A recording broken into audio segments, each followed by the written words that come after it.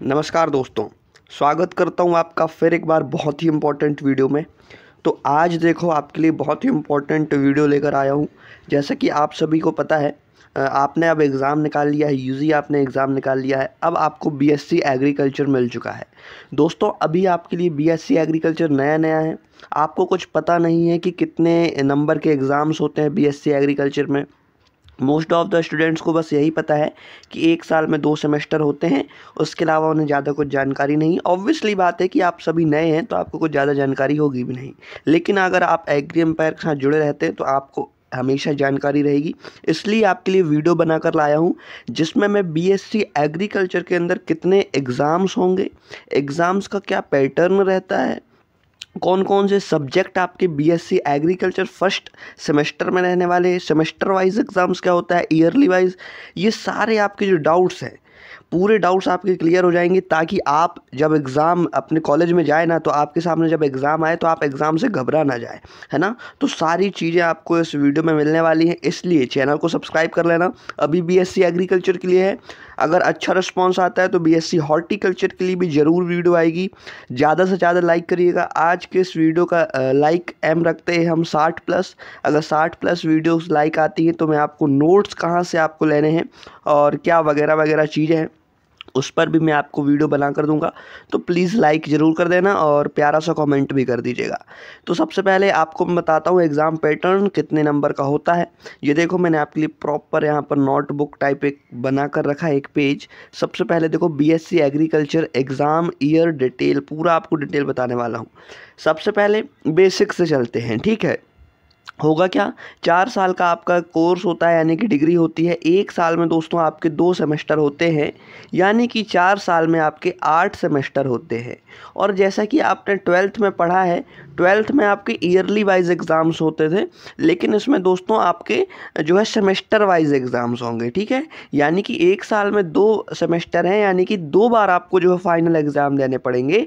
हर 6 महीने में आपके एग्ज़ाम लिए जाते हैं। आप चाहे बीएससी एग्रीकल्चर लें या फिर आप बीएससी हॉर्टिकल्चर या फॉरेस्ट्री या फिशरीज, सभी में सेमेस्टर वाइज एग्ज़ाम्स होते हैं। तो आपको साल में 2 बार एग्ज़ाम देना पड़ेगा, ये बात आपकी क्लियर है ना। तो मैं आपको इस वीडियो में फर्स्ट सेमेस्टर का जो है एग्ज़ाम पैटर्न और सारी चीज़ें बताने वाला हूँ। यही आपका 8वें सेमेस्टर यानी कि 4th ईयर तक चलने वाला है, ठीक है। सबसे पहले अंक आपको बता देना चाहता हूँ, जो 6 आपका जो अभी एग्ज़ाम होगा ना, आप कॉलेज जाएंगे तो आपको जो फर्स्ट सेमेस्टर का 2 सेमेस्टर होते हैं एक साल में, तो फर्स्ट सेमेस्टर का पहले एग्ज़ाम होगा। तो फर्स्ट सेमेस्टर में आपके 100 नंबर का एग्ज़ाम होता है, दूसरे में भी 100 नंबर का होता है, ऐसे करके 8वें सेमेस्टर तक भी आपके 100 नंबर का ही होता है। ये आप अभी बेसिक मान के चलें, ठीक है। आगे आपको पता चलते जाएगा जैसे आप कॉलेज में पहुंच जाएंगे। तो फर्स्ट सेम में आपको अभी 100 नंबर का एग्ज़ाम देना पड़ेगा। अब 100 नंबर कैसे डिस्ट्रीब्यूट हुआ है, कैसे बटा है 100 नंबर, किस किस चीज़ का आपको 100 नंबर मिलते हैं, क्योंकि आप जब एक स्कूल में भी थे तब भी आपको डायरेक्ट 100 नंबर किसी एक साथ तो नहीं मिल जाते थे, है ना। तो हर एक सब्जेक्ट के अलग अलग करके होते हैं। वैसे ही यहाँ पर बहुत सारे एग्ज़ाम हैं, उसको मिला कर आपके 100 नंबर होते हैं। प्रैक्टिकल होता है, असाइनमेंट होता है, बहुत सारी चीज़ें होती हैं। तो आया क्या है इस बार, पिछले बार तक एक बार और आपको एक चीज़ बता देना चाहता हूँ। पिछले बार तक दोस्तों 5th डीन कमेटी के अनुसार जो है आपका सिलेबस होता था। ये डीन कमेटी क्या है, तो आपको एक बेसिक आप ये समझ लो कि एक कमेटी बैठती है जो एग्रीकल्चर, जितने भी इंडिया में एग्रीकल्चर की जो विश्वविद्यालय हैं वहाँ पर बच्चे जो बीएससी एग्रीकल्चर कर पढ़ रहे हैं वो क्या पढ़ेंगे वो कमेटी डिसाइड करती है। तो हर 5-7 साल में ये जो सिलेबस बदलती है ये कमेटी। तो पिछले साल तक 5th डीन कमेटी थी, लेकिन इस बार 6th डीन कमेटी आ गई पिछले साल से, है ना। तो आप सभी को नया सिलेबस पढ़ने को मिल रहा है, तो इस बात का भी ध्यान रखिएगा। आपके जो अभी सीनियर होंगे, यानी कि आपके जो अभी करंट सीनियर होंगे, वो भी 6th डीन कमेटी से ही पढ़कर आगे निकले, यानी कि सेकेंड ईयर में आए हैं। आपको भी 6th डीन कमेटी पढ़ना पड़ेगा। तो 100 नंबर आपका कैसे डिस्ट्रीब्यूट है ये मैं आपको बता देता हूँ। सबसे पहले आपको क्विज देना पड़ेगा। 20 नंबर का क्विज होता है, 100 में से 20 नंबर का क्विज होता है। क्विज कैसा होता है कि आपके हर 6 महीने में 3 क्विज होते हैं दोस्तों। 6 महीने में 3 क्विज होते हैं। क्विज मतलब कि 10-10 नंबर का आपका एमसीक्यूज वाले क्वेश्चन होते हैं। ये आपका ऑफलाइन ही होता है, कॉलेज में ही होता है।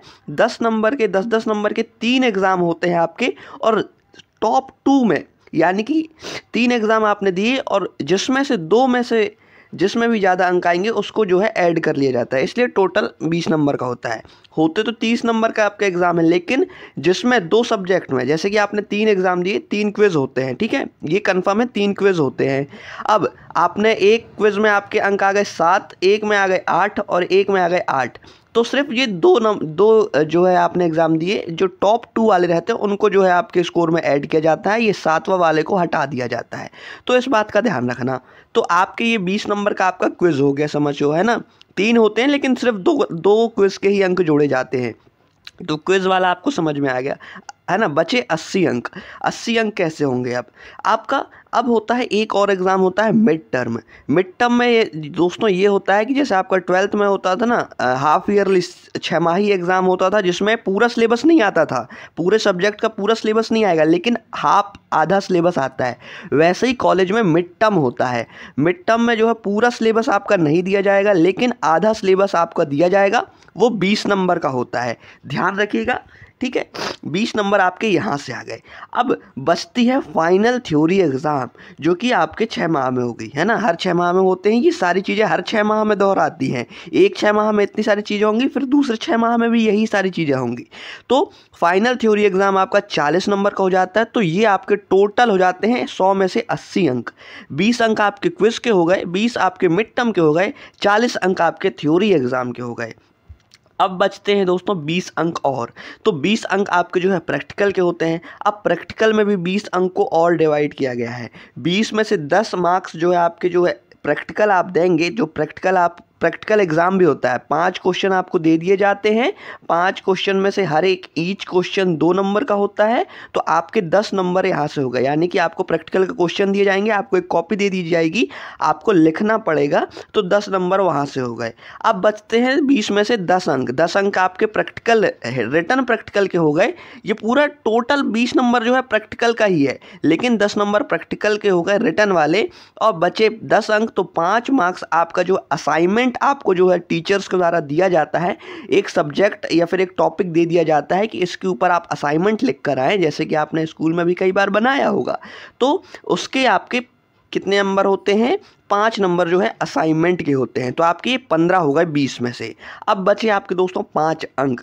तो बचे 5 अंक में से आप देखो यहाँ पर 2 नंबर जो है आपका असाइनमेंट कॉपी क्या होगा कि आपने बनाई है कि नहीं कॉपी, ठीक है। आपने अगर नहीं बनाई है तो 2 नंबर आपके कट हो जाएंगे, और 3 नंबर जो है आपने जो असाइनमेंट टॉपिक आपको मिला था, टीचर्स या प्रोफेसर्स आपसे वाइवा लेंगे और 3 नंबर का वाइवा हो जाता है। तो 2 और 3 5 अंक ये हो गए दोस्तों। तो टोटल आपको 20 अंक यहाँ से मिल जाते हैं। ऐसे आपके 100 नंबर मैंने कैलकुलेट कर दिए। आई होप आपको पूरा यहाँ पर समझ में आया होगा। नहीं समझ में आया एक बार फिर से बैक करिए, आपको 100% समझ में आएगा। अब बात कर लेता हूँ कि आपके फर्स्ट सेम में कितने सब्जेक्ट होते हैं और क्या आपको पढ़ना होगा, ठीक है। तो दोस्तों यहाँ पर देखो आप 16 कमेटी के अनुसार जो है आपका सिलेबस दिया हुआ है, एकेडमिक प्रोग्राम आपका बना हुआ है।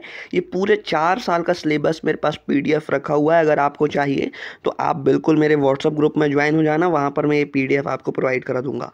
देखो यहाँ पर फर्स्ट सेमेस्टर का भी आपका सब्जेक्ट्स दिए हुए हैं, सेकेंड सेमेस्टर के भी दिए हुए हैं, है ना। यहाँ पर देखो आप सेकेंड ईयर थर्ड सेमेस्टर के भी दिए हुए हैं, और सेकेंड ईयर फोर्थ सेमेस्टर के भी दिए हुए हैं। तो ऐसे सारे सेमेस्टर के मेरे पास जो है लिस्ट दी हुई है, और इसका पूरा सिलेबस भी डिटेल्ड सिलेबस, जैसे कि ये सब्जेक्ट लिखा है, इसके सब्जेक्ट के अंदर कौन कौन से और टॉपिक्स आने वाले हैं, ये भी इस PDF के आखिर में दिया हुआ है।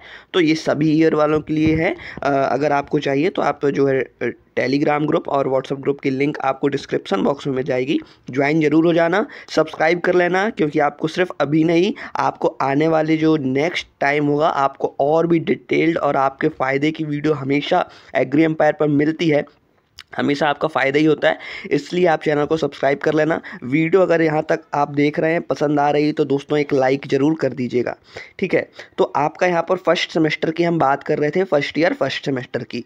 तो फर्स्ट ईयर फर्स्ट सेमेस्टर में आपके जो है BSc एग्रीकल्चर में 11 सब्जेक्ट्स आपके हैं, जिसमें से आपको यहाँ पर मैं बताने वाला हूँ सारे सब्जेक्ट्स की डिटेल। अब यहाँ पर पहला आप सब्जेक्ट देखो, दीक्षा आरंभ होता है, introduction to camp and foundation course होता है। जैसे ही आप कॉलेज में इंटर करते हैं, चूँकि आपको कॉलेज नया नया रहता है, आपके लिए बहुत सारी चीज़ें नई रहती हैं, आपने कैंपस देखा नहीं होता है वो कॉलेज का, इसलिए आपको जो है 1 हफ्ते के लिए टीचर्स के द्वारा दीक्षा आरंभ कार्यक्रम कराया जाता है। इस कार्यक्रम के तहत आपको पूरा कॉलेज घुमाया जाता है, एक एक इंस्ट्रूमेंट आपको दिखाए जाते हैं कि कॉलेज में ये है, कॉलेज में ये लैब है, कॉलेज में ये फील्ड है, कॉलेज में ये गार्डन है। ये सारी चीज़ें आपको दीक्षारंभ जो है कार्यक्रम के दौरान आपको दिखाई जाती हैं। ये भी एक सब्जेक्ट ही है, मान के चलिएगा, लेकिन इसके कोई अंक नहीं है, ठीक है। सेकंड सब्जेक्ट आप देखो स्किल एनहांसमेंट होता है, स्किल एनहांसमेंट कोर्स, और आपका थर्ड भी स्किल एनहांसमेंट कोर्स ही है। ये बहुत सारे कोर्सेज जो है कॉलेज के द्वारा चलाए जाते हैं जिसमें आपकी स्किल डेवलप की जाती है, ठीक है। कुछ भी स्किल हो सकती है, वो गार्डनिंग की या फिर फार्मिंग की, ये स्किल वगैरह आपको सिखाया जाता है। ये क्रेडिट आवर्स है, यहाँ पर जितना भी क्रेडिट आवर्स जिस सब्जेक्ट का ज़्यादा होगा वो सब्जेक्ट आपको ज़्यादा पढ़ना है, क्योंकि वो ज़्यादा इंपॉर्टेंट है। यहाँ जैसे कि आप देखो यहाँ पर 3-3 दिया हुआ है, तो ये सब्जेक्ट्स ज़्यादा इंपॉर्टेंट हैं बाकी इन सब्जेक्ट्स के कंपैरिजन करें तो, है ना। तो यहाँ पर फोर्थ आपका देखो कम्युनिकेशन स्किल दिया हुआ है, ये इंग्लिश वाला सब्जेक्ट है, इसमें आपको कम्युनिकेशन सिखाई जाती है ना। पूरा एक सिलेबस दिया हुआ है कम्युनिकेशन में, क्या है verbal communication, non verbal communication, types of communication, है ना। जितनी भी आपकी कम्युनिकेशंस होती हैं ये सब्जेक्ट्स में आपको सिखाई जाती हैं। फिफ्थ सब्जेक्ट देखो आप फार्मिंग बेस्ड लाइवलीहुड सिस्टम, यानी कि इसमें सिखाया जाता है कि फार्मिंग कैसे करनी है, लाइवलीहुड सिस्टम कैसे करना है, ये सारी चीज़ें आपको इस सब्जेक्ट में सिखाई जाती हैं। सिक्स्थ सब्जेक्ट देखो rural psychology and educational physiology, ये सारा आपका फर्स्ट सेमेस्टर का ही एक सब्जेक्ट है। यहाँ पर फंडामेंटल ऑफ एग्रोनॉमी, यानी कि सस्य विज्ञान का यहाँ पर जो है फंडामेंटल आपको सिखाया जाएगा। सबसे इम्पोर्टेंट, कुछ दोस्तों का, कुछ स्टूडेंट्स का यहाँ पर डाउट है कि हिंदी में पढ़ सकते हैं क्या। टीचर्स आपको दोस्तों में बता देना चाहता हूँ, मोस्ट ऑफ द कॉलेज में इंग्लिश में ही पढ़ाई होती है, आपको थोड़ा सा एडजस्ट करके चलना पड़ेगा जो हिंदी मीडियम वाले हैं, क्योंकि इंग्लिश में ही आपको ज़्यादातर कॉलेज में पढ़ाई देखने को मिलेगी। लेकिन कई टीचर हिंदी में ही पढ़ा देते हैं, कई रहते हैं जिन्हें बच्चों को समझ में नहीं आ रहा है तो वो हिंदी में भी आपको पढ़ाने की कोशिश करते हैं। आप टीचर से रिक्वेस्ट कर सकते हैं, सर मुझे हिंदी समझ में आती है, तो वो आपको हिंदी में भी समझा देंगे, नो प्रॉब्लम, है ना। 8th आप सब्जेक्ट देखो fundamental of soil science. 9th subject है फंडामेंटल ऑफ हॉर्टिकल्चर। फिर आपका यहाँ पर एनएसएस वाला सब्जेक्ट भी आ जाता है, और फिर इंट्रोडक्टरी ऑफ मैथमेटिक्स, यानी कि मैथ्स की आपका इंट्रोडक्शन भी आ जाता है, परिचय ऑफ मैथ्स या गणित कह सकते हैं हिंदी में। तो ये आपका फर्स्ट सेमेस्टर में आपके इतने सब्जेक्ट रहने वाले हैं। सेकंड सेमेस्टर की बात करूँ तो ये आपको जैसे ही आप फर्स्ट सेमेस्टर निकालेंगे ना, आपको पूरा डिटेल पता चल जाएगा कि एग्ज़ाम्स किस तरीके से होते हैं, किस तरीके से आपको एग्ज़ाम देना है, किस तरीके से आपको पढ़ना है, कैसे आपको सॉल्व करना है। ये सारी चीज़ें आपको फर्स्ट सेमेस्टर में ही समझ में आ जाती हैं। सेकेंड सेमेस्टर में आपको इतना ज़्यादा यहाँ पर डरने की आवश्यकता नहीं होती है। फर्स्ट सेमेस्टर में सभी बच्चों को थोड़ा सा डर लगता है, क्योंकि सारी चीज़ें उनके लिए नई नई रहती हैं, और यहाँ पर बहुत सारी चीज़ें रहता है जो कि पहली बार पता चलता है, लेकिन सेकंड सेमेस्टर आते आते आपको बहुत सारी चीज़ें ऑलरेडी पता हो जाती हैं। तो आप जैसे ही कॉलेज जाएंगे आपका यहाँ पर 50% डर ख़त्म हो जाएगा, क्योंकि आपके सीनियर्स आपकी हेल्प कर देंगे। टीचर्स तो हमेशा अवेलेबल रहते ही हैं आपकी हेल्प करने के लिए। और दोस्तों आपको मैं एक जो है गाइडेंस और यहाँ पर आपको सजेशन भी देना चाहूँगा, जो ये 11 सब्जेक्ट्स है ना, इनको आप अभी से पढ़ना जो है स्टार्ट कर दें, क्योंकि आपका एडमिशन होते होते, कॉलेज में आपका एडमिशन होते होते आपका जस्ट 1 महीने में ही आपके सारे एग्ज़ाम्स कंडक्ट करा दिए जाएंगे, क्योंकि समय नहीं रहता है, एडमिशन में बहुत ज़्यादा समय लग जाता है कॉलेज वालों को, इसलिए बहुत ही जल्दी आपके एग्ज़ाम भी ले लिए जाते हैं। तो पढ़ने का समय नहीं मिलता, आपका क्रेडिट स्कोर यानी कि आपके अंक जो है गिर ना जाए, इसलिए आप ये सब्जेक्ट्स को अभी से पढ़ना स्टार्ट करें। और सबसे इम्पॉर्टेंट, अगर ये सब्जेक्ट्स के नोट्स आपको नीड है तो मैं बहुत ही कम प्राइस में आपको नोट्स भी प्रोवाइड करा दूंगा, ठीक है।